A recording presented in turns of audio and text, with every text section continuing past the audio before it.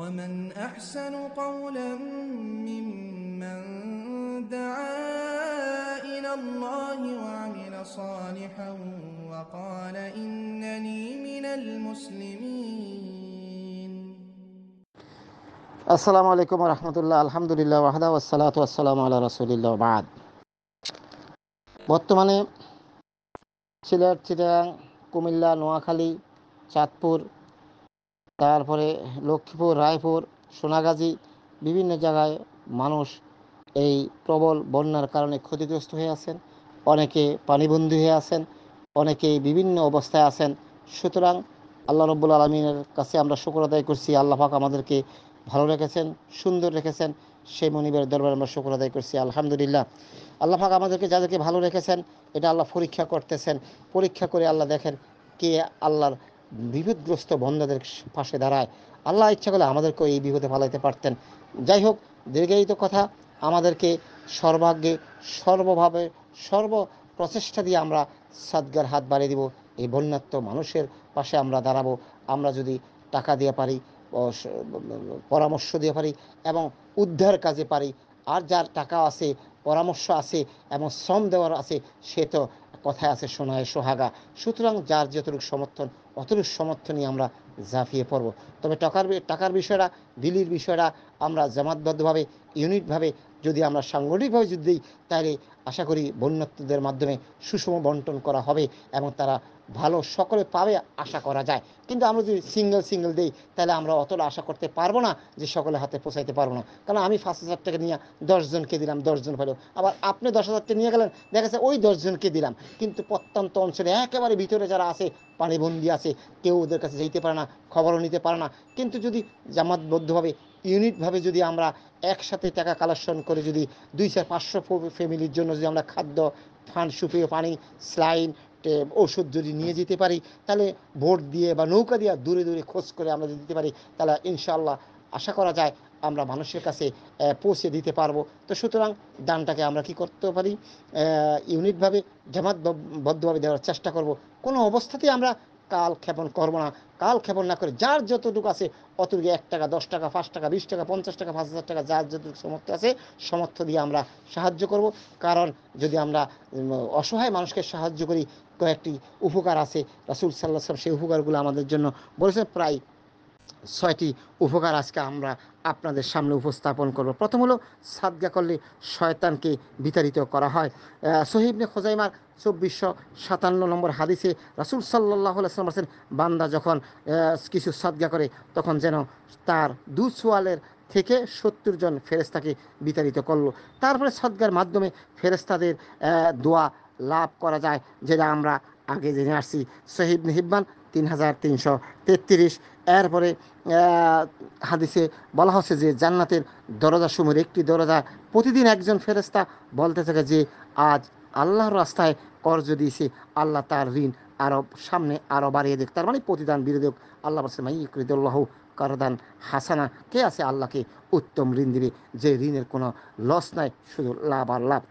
এরপরে অপর একটি বর্ণনা আছে, রাসূল সাল্লাল্লাহু আলাইহি ওয়াসাল্লাম বলেছেন প্রতিদিন সকালে 2 জন ফেরেশতা আকাশ থেকে নেমে আসেন, একজন সাদগাকারীর জন্য দোয়া করে, রহমতের বরকতের দোয়া করে, আর কৃপণের জন্য বদদোয়া করে। সেটা আমরা সকলে জানি, মেশকাত 1925 নম্বর হাদিস।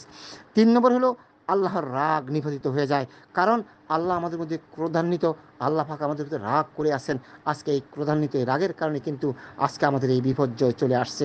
সুতরাং আমরা এই ক্রোধকে নিভাজিত করতে পারলে, মনে করি না যে আজকে সিলেট, সুনামগঞ্জ, নোয়াখালী, চাঁদপুর, কুমিল্লা বিভিন্ন জায়গায় বন্যা হচ্ছে, আমি তো বেঁচে আছি, যে কোনো মুহূর্তে আল্লাহ পাক আমাকে এই বিপদে ফেলাইতে পারে। সুতরাং আমরা যেহেতু আল্লাহ আমাদেরকে সুস্থ রেখেছেন, আমরা কাল ক্ষেপণ না করে আমরা সদগার হাত বাড়িয়ে দিই, আল্লাহর এই ক্রোধ থেকে আমরা বেঁচে যাই। কারণ সদগা করলে, দান করলে আল্লাহ পাক ক্রোধ নিবেদিত হয়ে যায়। কাজে এই সঙ্গে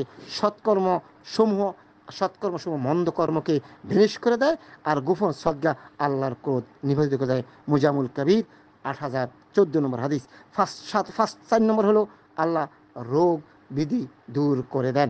রাসূল সাল্লাল্লাহু আলাইহি ওয়াসাল্লাম তোমরা তোমাদের পীড়িতদেরকে সাহায্য করো এবং সাদাকার মাধ্যমে তোমরা তোমাদের সম্পদকে সুরক্ষিত করো। তার মানে তোমরা যদি পীড়িত অসহায় মানে যারা অবস্থা শুনেছি আজকে যারা বন্যায় দুর্গস্ত অবস্থা আছে তাদেরকে যদি আমরা সাদকা করি তাহলে আল্লাহ পাক কী করবে আমাদের সম্পদকে সুরক্ষিত করবেন এবং আমাদেরকে হেফাজত করবেন। বাইহাকি সোয়াবুল ইমান 6832 নম্বর হাদিস। এর 5 নম্বর হলো গুনাহ মাফ হয়, জাহান্নামের আগুন থেকে মুক্তি মিলে।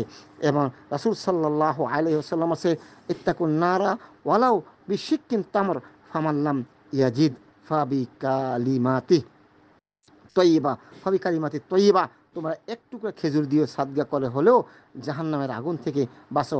আর কেউ যদি সেটাও না পারে যাতে সে মুখ দ্বারা সুন্দর কথা বলে। সহিহ বুখারীর 6540 নম্বর। এরপর অন্য একটি হাদিস তা হলো সহিহ জামের 2951 নম্বর হাদিস।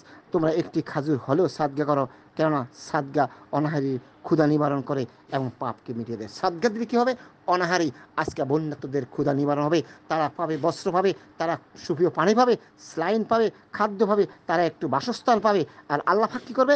আমাদের পাপকে মিটিয়ে দিবে। তারপরে আরেকটি হাদিস 6 নম্বর হলো সাদগাকারীকে আল্লাহর আরশে আজিমের ছায়ার নিচে জাগাতে হবে। আমাদের জানা আছে কিয়ামতের মাঠে আরশ যেদিন হাসর কায়েম হয়ে যাবে সেদিন আল্লাহর আরশের ছায়া ছাড়া আর কোনো ছায়া থাকবে না। কিন্তু যারা আল্লাহকে সন্তুষ্ট করার জন্য আল্লাহকে রাজি খুশি করার জন্য সাদগা করে থাকে সেই সাদগা কিয়ামতের মাঠে এই বিভীষিকাময় অবস্থায় যেদিন সূর্য মাথার উপরে 1 মাইল উপরে হবে সেদিন ওই ছায়া ওই সাদগা আমাদের মাথার উপরে দাঁড়াইবে। আমরা সর্বাত্মক চেষ্টা করব এই অসহায় এই বন্যাত্ম মানুষের পাশে আমরা সাদগা দেব।